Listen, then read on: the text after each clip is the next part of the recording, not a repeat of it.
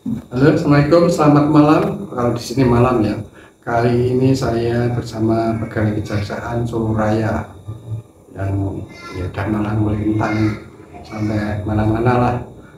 Dan alhamdulillah diberi waktu bersama Bapak Kunto. Iya. Mas Kunto apa Bapak Kunto? Mas aja. Mas Kunto. Masih muda saya. Masih muda. Jadi kali ini kita mau bicara tentang kejaksaan. Kayak saya itu yang apa ya, belum pernah yang kenal yang namanya selama hidup ya. Iya. Pada kejaksaan ini lagi. Jadi mungkin masyarakat juga tahunya kejaksaan itu cuma menuntut. Nah ini awal apa ya? Ide saya itu cuma pengen tahu supaya masyarakat tahu apa sih kerja tupoksinya kejaksaan. Dari awal aja. Oke. Yang masuk kejaksaan itu apa, harus SH atau gimana? Saya juga Pak. Jadi sekarang sudah berkembang. Jadi kayak tergantung kebutuhan dari Kejaksaan Agung sendiri. Tapi ini Kejaksaan Agung juga telah membuka beberapa rumah sakit. Jadi itu kayak tenaga medis juga dibutuhkan. Ada dokter tidak ada. Dokter ada perawatan tidak ada. Itu nanti tupoksinya apa? Bagian apa? Nanti kan bisa dipekerjakan di rumah sakit kejaksaan Oh, atau gitu. di klinik-klinik kejaksaan yang ada di Satker atau Satuan Kerja. Oh, jadi umumnya ada kasus dia harus masuknya ke situ ya? Enggak, mereka tenaga medis. Oh, tenaga medis? Iya. Tapi punyanya kejaksaan. Kejaksaan punya rumah sakit, ya kayak instansi lain punya Oh, rumah betul. sakit. Nah ini dipekerjakan sebagai tenaga medis, baik itu perawat, ada dokternya juga. Gitu. Seperti itu. Selain medis apa lagi? Selain medis ya tupoksi yang biasa kita Enggak, kerjakan. selain para medis, namanya ada teknik apa ada? Ya teknis perkara itu kalau di setiap kejaksaan negeri itu biasanya berada di kabupaten atau kota. Nah, itu biasanya ada Kasubagdi, kepala sub bagian pembinaan itu yang mengurusi kepegawaian Banyak. dan kantor atau rumah tangga. Ya. Itu ada gaji, ada absen, kenaikan gaji berkala, kenaikan pangkat, dan urusan dengan rumah tangga kantor. Lalu yang kedua ada seksi intelijen. Seksi intelijen itu tupoksinya itu pengamanan dan penggalangan.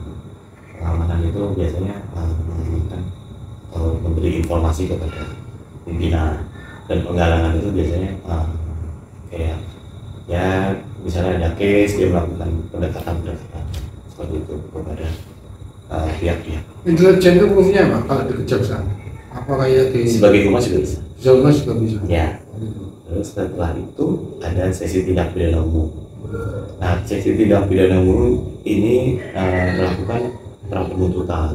Prapenuntutan itu menerima SPDP dari penyidik atau surat pemberitahuan dimulainya penyidikan dari penyidik, baik itu penyidik Polri maupun penyidik pegawai negeri sipil. Setelah melakukan prapenuntutan atau memeriksa berkas itu siap untuk disidangkan, dia melakukan penuntutan. Setelah penuntutan ada putusan dari pengadilan ingkrah toh. Nah, dia melakukan eksekusi baik badan maupun barang bukti. Oke, lanjut ada seksi tindak pidana khusus. Tindak pidana khusus adalah seksi di mana dia bisa menangani atau bisa itu SH semua ya tadi ya? Harus SH semua ya? kalau untuk jaksa SH Semua ya? Semua. Yang di itu SH semua ya? SH semua. Nah, di situ menangani perkara tindak pidana korupsi seperti itu, atau tindak pidana yang aturan perundang-undangnya diatur secara khusus di luar KUHP, untuk bea cukai, rokok tanpa cukai, atau kalau masalah juga tindak pidana perikanan. Lanjut, setelah itu ada seksi perdata dan tata usaha negara. Nah, perdata dan tata usaha negara ini luas, jadi bisa mendampingi suatu pekerjaan dari pemerintah secara administrasi, bisa juga menjadi pendamping atau pengacara dari negara, dalam arti bisa dari instansi pemerintah, BUMN atau BUMD. Tadi apa tadi bilang lagi? Misalnya gini, kita juga bisa melakukan penagihan. Misalnya kita bekerja sama dengan salah satu BUMN yaitu bank. Banyak kan kreditur macet. Kita bisa melakukan penagihan seperti itu. Sifatnya penagih Penagih. untuk segera membayar. Kalau enggak nanti kan diserahkan pada bidang yang lain untuk dilakukan penagihan. Setelah penagihan bila mana itu tidak dapat dilakukan atau macet, itu kan bisa dilakukan upaya hukum yang lain seperti itu.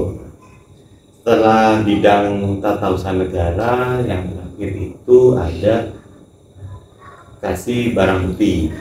Dia mengelola barang bukti baik dari tindak pidana umum maupun tindak pidana khusus seperti itu. Ya.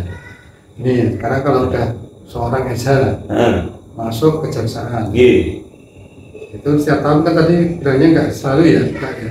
Ya, Jadi tergantung kebutuhan dari ya, usaha. yang lain kan bisa setahun sekali, bisa 6 bulan sekali. Nah itu kalau seorang sarjana hukum masuk ke kejaksaan, itu stepnya apa? Harus disekolahkan dulu biar paham sub-subnya tadi gimana? Kalau untuk khusus jasa, jadi pas pendaftaran CPNS, di situ ada bagian calon jaksa. Kalau keterima dia masuk dulu sebagai CPNS calon jaksa.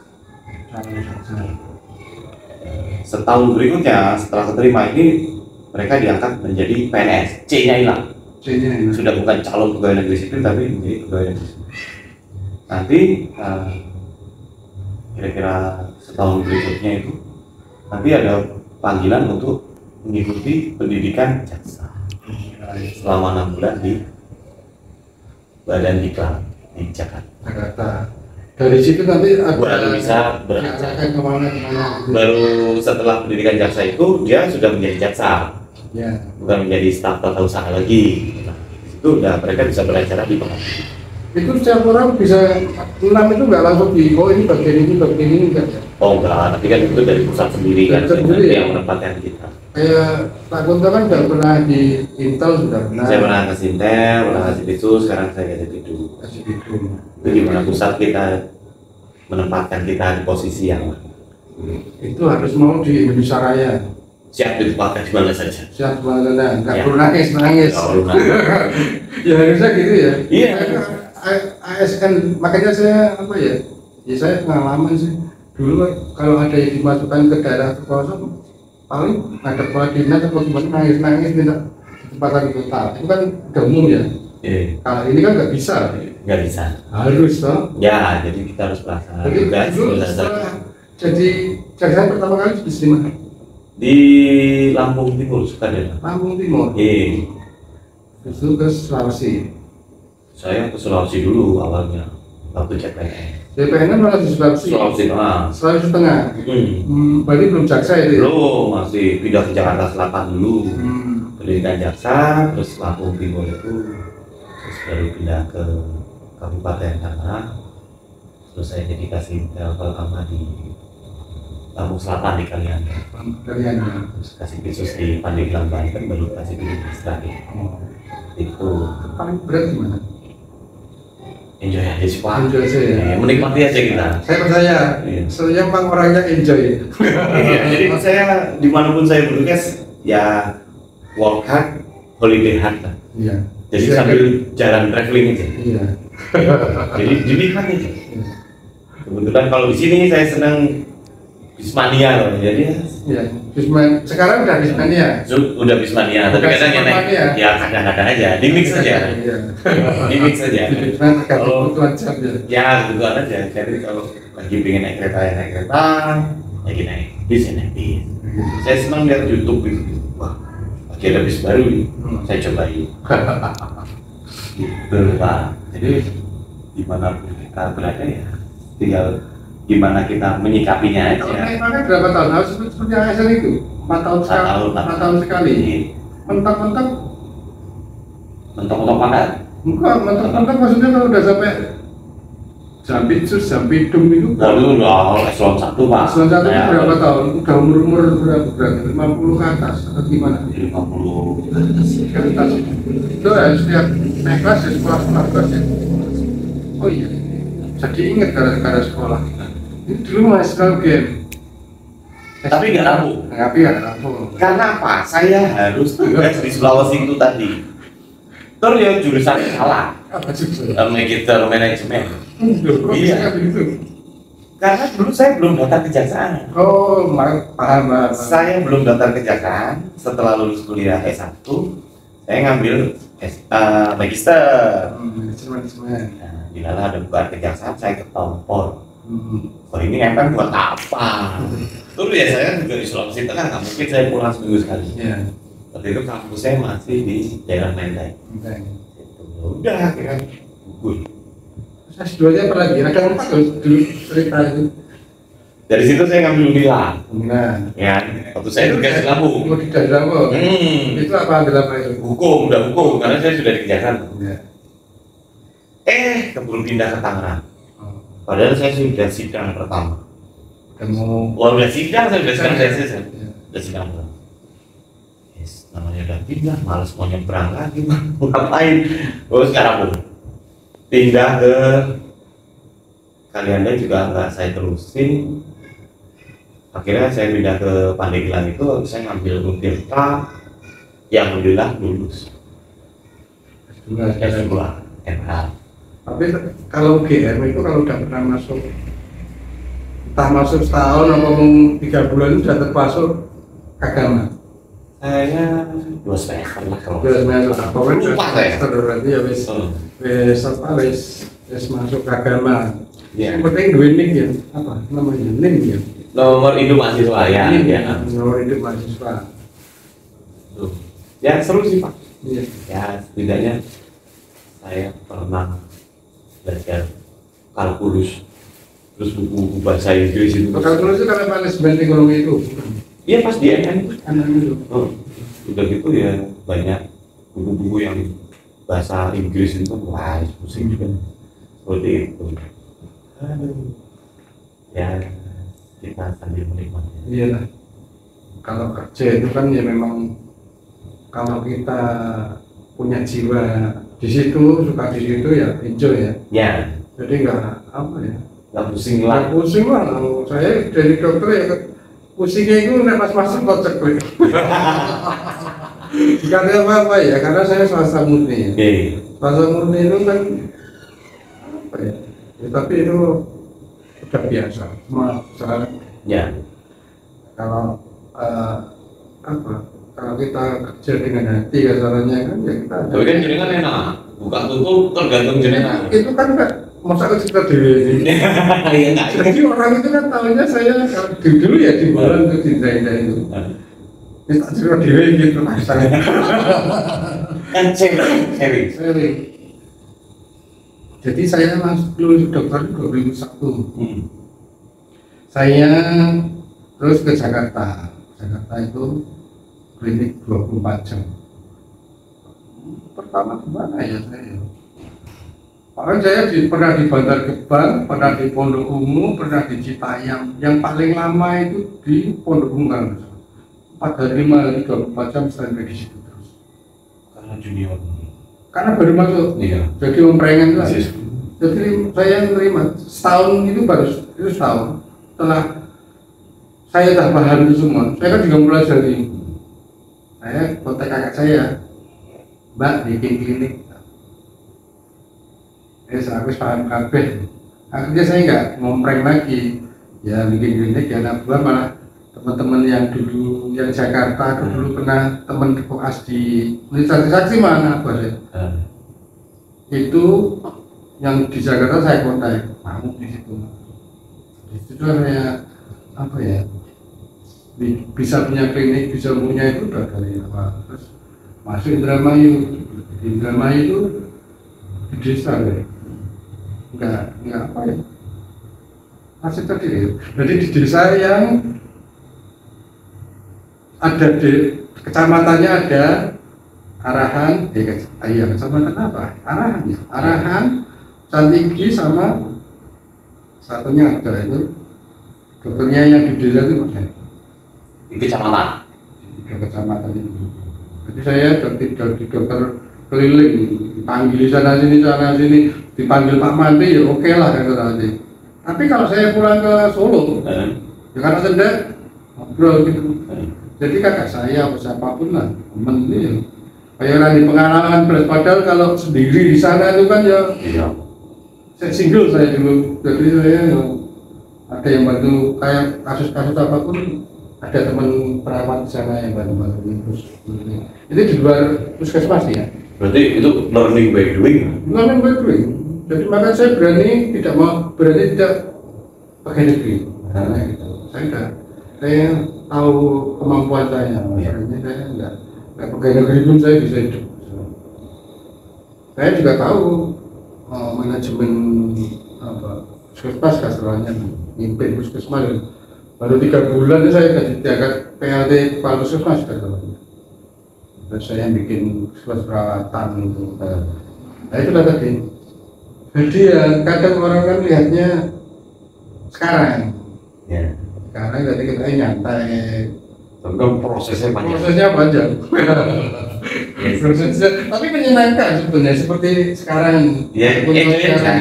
Jadi sekarang kesini kemana itu ya sama, dapat teman baru, pengalaman baru, kasus-kasus baru itu kan. Jadi contohnya kayak kasus kejaksaan di wilayah Surabaya umpamanya kan beda sama wilayah lain. Penduduknya modelnya juga beda, ya kan? Sama ketika saya praktek waktu dulu dinas di Indramayu. Di Jakarta beda. Jakarta terus juga beda. Oh iya, Jakarta itu dulu saya cuma izinnya surat izin praktek sementara. Oh gitu. 6 bulan. Tapi saya prakteknya 2 tahun. Klinik radar dulu saya. Orang dinas datang. Dan pokoknya saya nggak tahu kalau ini ada klinik ya serapopo bantu aja ya dok ya sudah. Dulu yang tanda tangan itu ada jadi saya misalnya izin dulu kan ada rekomendasi harus dari dokter. Saya saat nyari puskesmas ke sana itu nggak ada yang mau tanda tangan. Paksa saya kontak kakak saya yang dosen di UI. Nah, ke sana tanda tangan. Itu menangan itu loh sekarang jadi kepala geriatri di RK di RSCM sana. Rekomendasi. Tanda tangannya dia. Cuma dulu di Jakarta itu memang klinik-klinik itu banyak yang megang yang megang perawat ada. Jadi dari situ aja lah, tapi sekarang kan nggak bisa. Tapi nggak tahu ya masih ada nggak ya? Saya rasa kalau tiap kecamatan itu lebih dari 1 klinik ada kan. Cuma kalau dulu kan perawat yang megang, asalnya kan bukan dokter. Kalau dulu ya walaupun makanya saya kan dari situ saya pakai izin sementara ya apa-apa nih gini. Namanya juga sementara. 2 tahun kemudian saya dipanggil ke Indramayu untuk karena kakak saya nggak mau kalau yang saya nggak jadi Indramayu malah enak dapat pengalamannya, jam terbangnya. Iya, jam terbang. Berarti itu kan 24 jam loh sebenarnya harus dipanggil. Tapi ada asisten orang asli situ. Mantrinya walaupun orang luar ya sebenarnya. Jadi ya alhamdulillah ya terima kasih warga Indramayu. Pengalamannya sangat itu asli. Sana ini dari dokter ini bisa dari sana. Ya memang kalau ngarani ini volunteer apa dokter apa ya nggak tahu itu ya di situ. Ya kan setiap daerah tuh punya apa ya, kebiasaan atau adat yang berbeda. Seperti kejaksaan kan juga gitu. Ya. Di Diodepi itu kan juga namanya di Solo Raya di mana-mana kan masyarakatnya beda-beda. Beda. Ya. Itu masyarakatnya, belum makanannya. Ada yang manis, ada yang pedas, ada yang asam kan kita sudah ngerasain. Beda ya. Kembali ke kejaksaan lagi. Mana ya? Jadi gini, kalau udah standarnya apa? Kejaksaan itu saya baru ada kejaksaan tinggi, negeri tinggi sampai ini. Kejaksaan Agung. Jadi kejaksaan negeri itu ada di setiap kabupaten kota yang ada di wilayah Indonesia. Kejaksaan tinggi adanya di setiap wilayah provinsi. Tinggi di provinsi. Ya, jadi kalau di sini ini kejaksaan tingginya Jawa Tengah. Di atasnya Kejati itu ya kejaksaan. Tapi kalau mengikuti aluri pengadilan ya, pengadilan itu kan ada di pengadilan tinggi, ini negeri tinggi sama ya, MA. Kan imbangi itu ya, imbangi. Di kepolisian juga ada. Cuma kalau polisi kan ada polsek, sektor tiap kecamatan. Kalau kita nggak ada. Ada. Ya, kalau di pengadilan juga nggak ada. Kalau di kepolisian udah AKBP ya apa kalau salah. Oh, tentara mayor. Ayo. Oke. Ini saya doakan nanti dari sepedanya kasih video lah. Pak Jaksa Dulur ini harusnya lihat ini. Amin. Jadi Kak Jampidum. Kalau saya wakili Pak Jampidum karena doa saya ini ada teman saya ini Iya. yang jadi jaksa pidana umum lah apa sekelasnya. Dan target ada artis nasional nanti masuk di PNR. Ternyata sudah artis nasional saya ini. Tuh. Kayak Robi. Oh iya. Drummer. Harus beda. Iya, iya. Iya, iya. Ya, seru sih Pak. Setiap daerah itu memiliki ceritanya. Seperti itu. Jadi, karakteristiknya apa sih? Jadi kita harus pintar-pintar ya, gimana bumi dipijak. Iya. Di situ apa? Ya, kita harus bisa menyesuaikan. Seperti itu. Dan itu aja ya. Soalnya saya juga dulu mau tanya aku karena kalau mau berbareng sih tak pasti cerita Dewi nanti. Memang saya suka memberikan Oh iya tadi wawancara di radio di daerah-daerah itu biasa aja melalui program penerangan hukum atau penyuluhan hukum. Kalau dulu saya kasih tahu, saya kerjasama sama radio-radio daerah. Kalau sekarang kita kasih. Kalau sekarang kan gimana Kasintan ya?